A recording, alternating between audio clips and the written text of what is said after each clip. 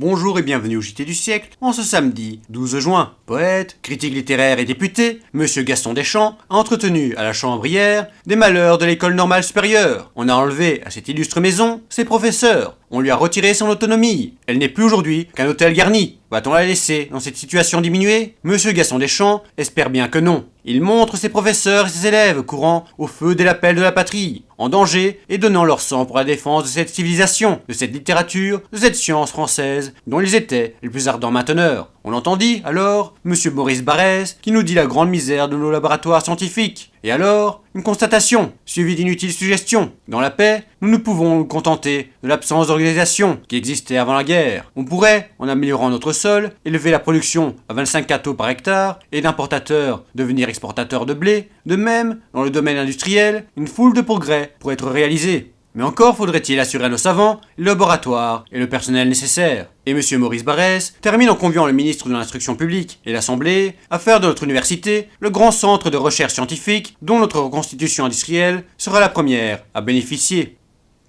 C'était le JT du siècle, l'info de notre histoire.